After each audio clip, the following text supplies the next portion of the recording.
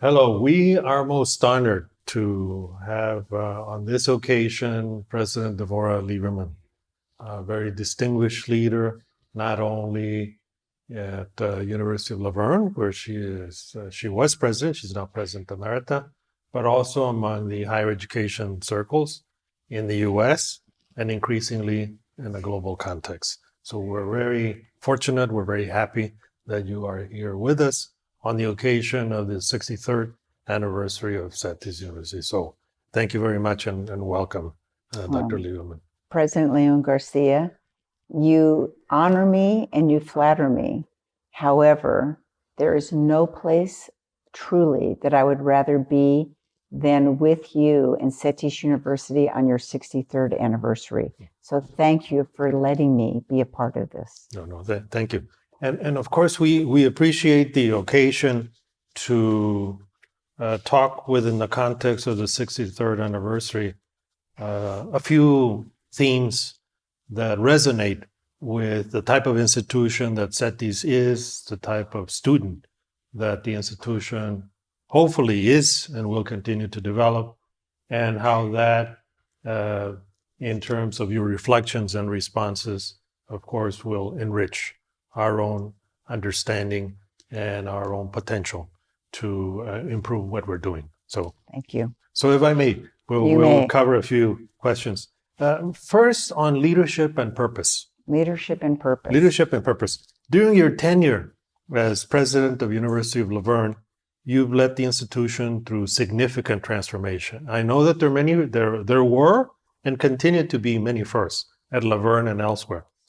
How do you align your leadership style with the university's mission to develop well-rounded citizens and foster a learning environment where students can build bridges of understanding across diverse perspectives?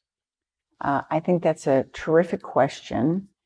And as I translate your question in my own mind, and I think about leadership and purpose and choice, because we all have choices, and I will tell a short reflection on why I chose, how, why, and when I chose to be a part of the University of La Verne, because I don't think it was an obvious choice for many. And I hope that those watching will be thinking about choices that they make in their own lives. So as a young girl, my parents really emphasized deeply that my job, my role, and my obligation in life is only one thing. And this was from the time I was a toddler. And that is, where the world is broken or where the world needs to be healed, my responsibility, all of our responsibility, but they put it on me, is to repair the world where it's needed and to help, to give back. So every choice that in hindsight, every choice that I made professionally and otherwise had to do with, is this something, a place, a position where I can make the world better, and where things are broken, where I can heal the world. So my PhD, I chose to get my master's and my PhD in intercultural communication, because I believe that teaching others to cross lines of difference, the diversity, so that they can listen to the other and be better together, will help the world. So fast forward, having a doctorate in intercultural communication, being a professor for decades, being a vice provost and then a provost, and then getting a call from the University of La Verne's search firm saying, we think you'd be interested in being the president at this university. So going back to heal the world, repair the world, intercultural communication, I looked at the University of La Verne, and I found a university that's 133 years old, that is founded by a Christian denomination. I'm not Christian, but the values were aligned. And I said, the student population, middle, low income, at the time, it was becoming an HSI, a Hispanic Serving Institution.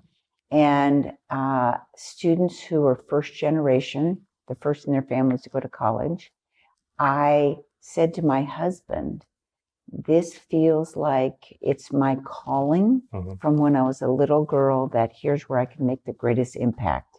So I said yes when they offered me the position.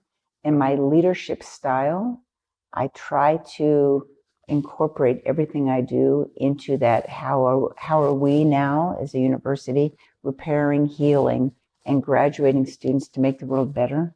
So when we talk about leadership styles, I think my commitment to that purpose, the authenticity behind it, and the doing whatever it takes so that this university and these students can be successful, that drove me and it drove my leadership. So in some way, there was a high degree of convergence on the right mindset, the right context, the right time for this specific university. Exactly. And based on results, it looks like the match was incredible. I'll let others determine that. I won't say if it was, but I would say others may say it was. The mark of a good leader, of course. Humility and servant leadership, which not many are familiar with, are important characteristics. And I only am looking in the mirror. You live those qualities. No. Let's move on to another aspect, which I think is close and dear to your heart: student well-being. The dearest. You've championed inclusivity and student well-being at University of La Verne. How do you ensure that students not only thrive academically, but also learn to engage with diverse viewpoints, preparing them to be empathetic, well-rounded citizens in a global society? I love that question because when people ask me, what was your favorite part of being the president of the University of La Verne, this isn't to hurt anybody's feelings, but truly for me, it was serving the students and helping. I didn't create it. I helped to create an environment where the students could thrive. And that translates to me as creating an environment where every single person, the faculty, the staff, community members, and the students say, you know, this is where I belong. So fast forward, how was that created? I'll just give a few touch points. First, my first year, so that was 2011. People watching this probably weren't even born in 2011 practically. So the first thing was, how do we create a curriculum where students say, I really belong here? Because so many students their parents didn't go to college, they didn't know if they belonged in college, they felt like they were imposters, that they were living somebody else's dream. Why am I here? So we created the very first year called the La Verne Experience. And the La Verne Experience was courses that were from different disciplines that intersected, so they can see the intersection. It was all about connection.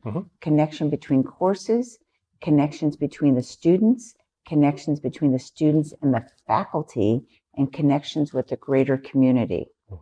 All the research shows that if students feel like at least one other student and one administrator, staff, cares about them as a person, then they will be retained and they can thrive. So the purpose of this curriculum, the freshman year, was for everyone to feel connected and that somebody else cares about them, and you're just not going to a class. The second year, we created the sophomore La Verne Experience, and it's called Solve. So the freshman is Flex, freshman La Verne Experience. Sophomore year was sophomore La Verne Experience. So in Solve, the students were required to get to know each other more deeply, and they were required to go to events on campus, to come back and reflect on them in the class, to go to the career center, so they start thinking about a long-term career. So all of these connections in the classroom and outside the classroom were significant for the students. The two other pieces, well, it's more than two, but I'm only going to give you two, was around student belonging, retention, connection, was we built an enormous, spectacular building in the middle of campus, and all the funding, as you know, I love fundraising for a purpose. So these donors, the Ludwigs, gave us the funding for the Ludwig Center for Spirituality, Cultural Understanding, and Community Engagement. So it's a place where everybody can come together and learn about the other and learn empathy for the other, and others could learn about them. So that just fed the whole mission of students feeling included and belonging. And then we built at the same time another donor, Randall Lewis, the Randall Lewis Center for Well-Being and Research. So in that center, it's yoga classes, meditation classes, literacy classes, financial literacy classes,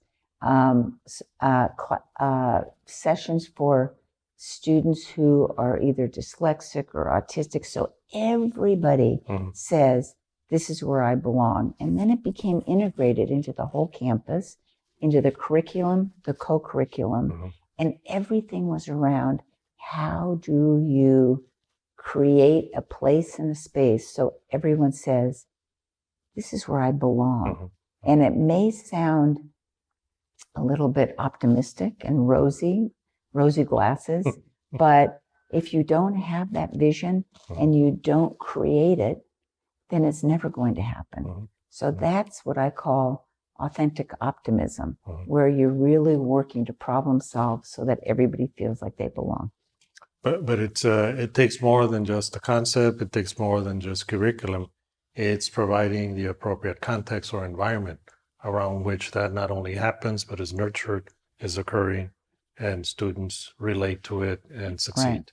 And as a leader, as you know, you can have this idea and you think, oh, everybody's going to love this. And then you roll it out and some say, well, why isn't that money going into our labs? And somebody else says, well, why should it go in your labs? Why aren't you using that money to create a faculty center or whatever? Those aren't, right. I made up those examples. Just for the record. Competing interests. Yeah, competing interests. So as the leader, you have to listen and say, wow, how can we potentially do both or sequence it or not do the other?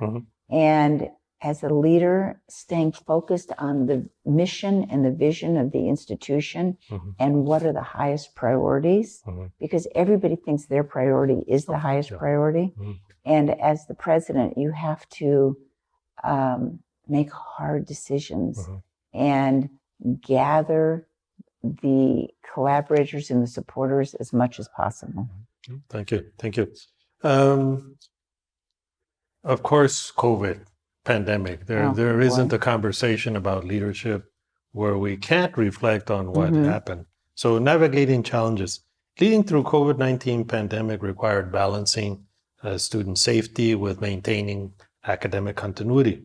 How do you recall navigating through these interesting challenges while continuing to cultivate a culture of learning from multiple perspectives and, of course, fostering an inclusive community?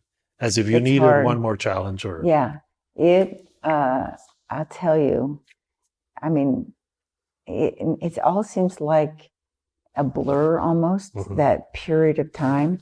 But I remember on March 13th, because none of us knew what COVID was. And was it a cold? Was it the flu?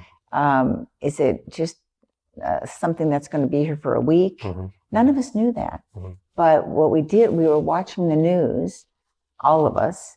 And when LA the LA Public Health Department said, okay, everybody shut down your restaurants. That's it.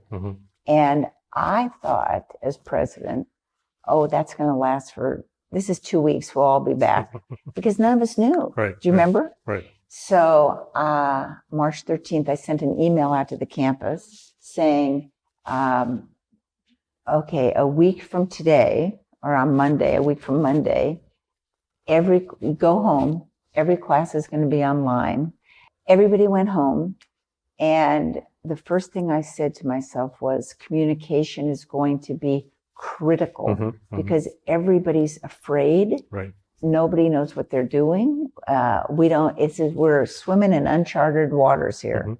So the three things that I had uppermost in my mind is you can't over communicate. So how do I communicate three things?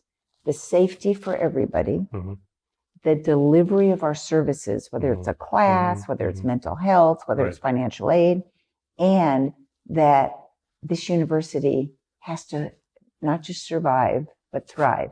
So how do we do all three of those things simultaneously? Everybody went home. And there were so many issues. And it wasn't we created committees so that everybody was focused on this.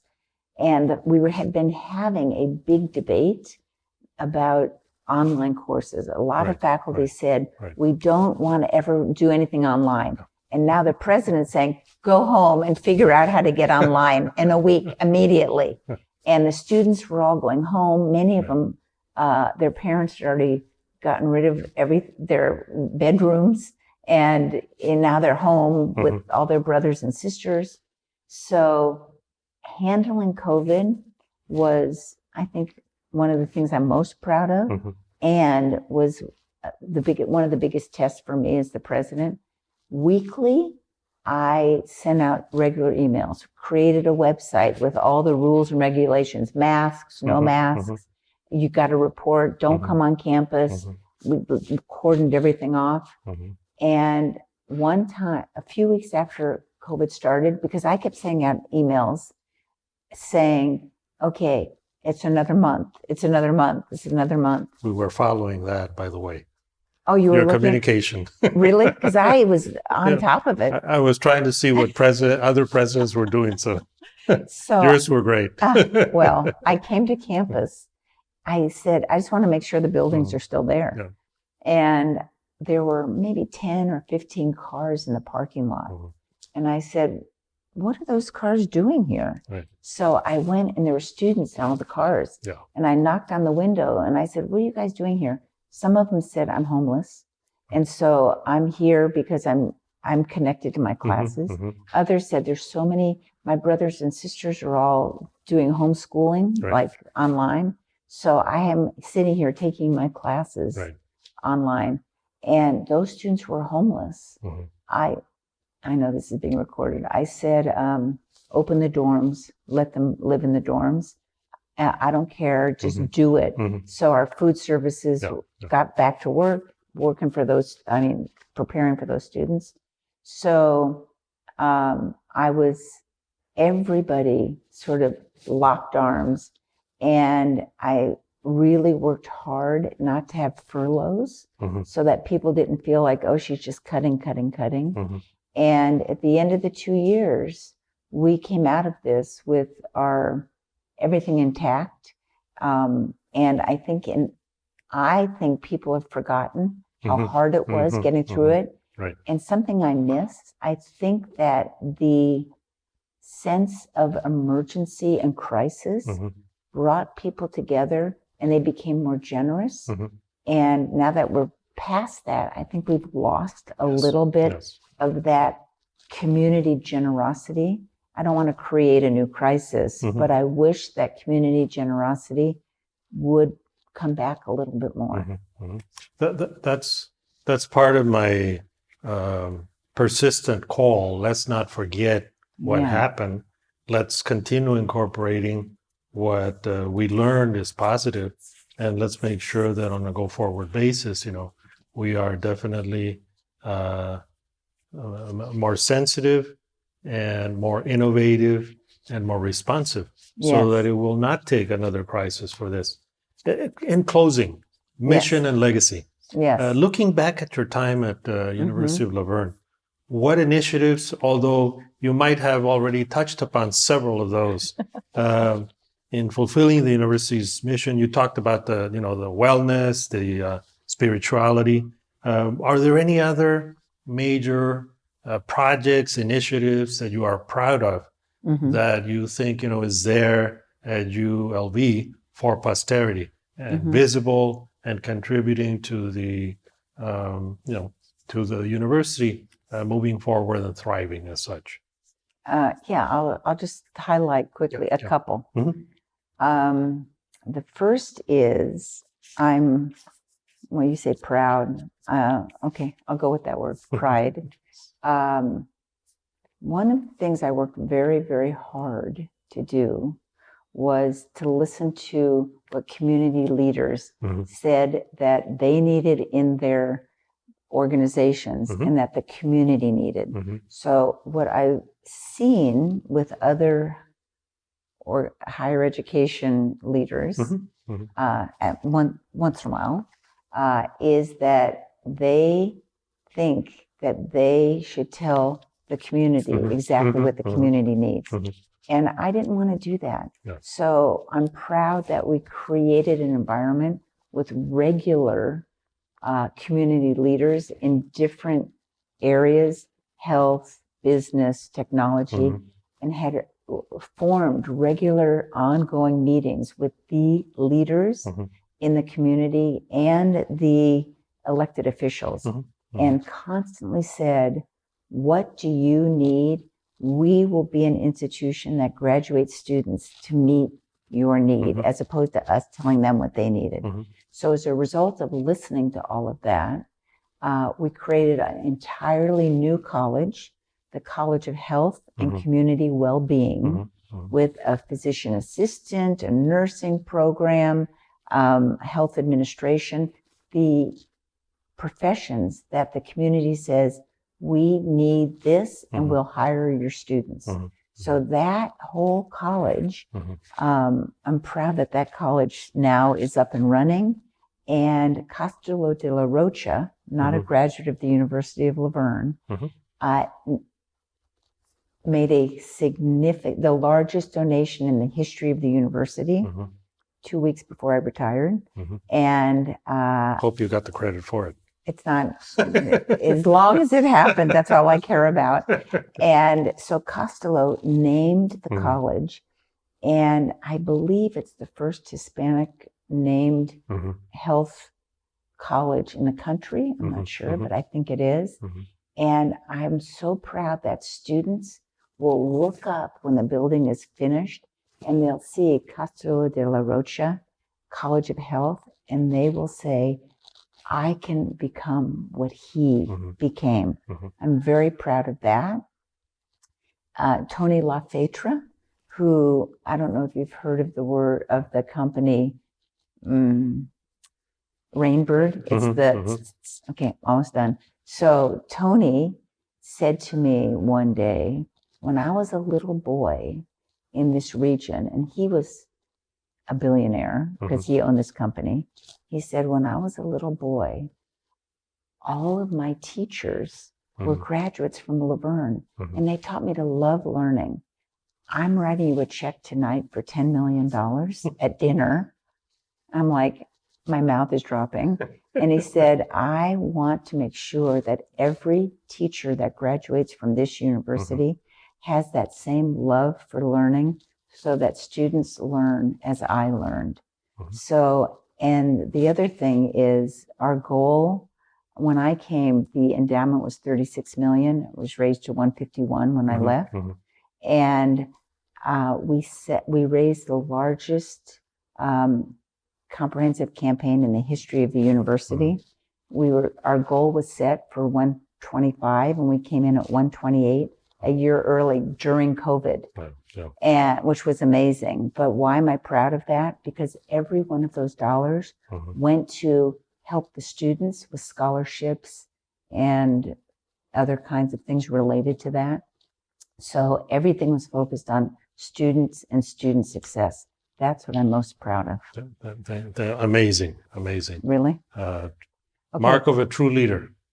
And I just follow you, Fernando. Truly. So we're very again appreciative of the opportunity to reflect on some of these examples of the challenges, the opportunities, and your leadership in moving University of La Verne forward. And by doing so, becoming one more of the distinctive examples of leadership in higher ed. So thank you very much.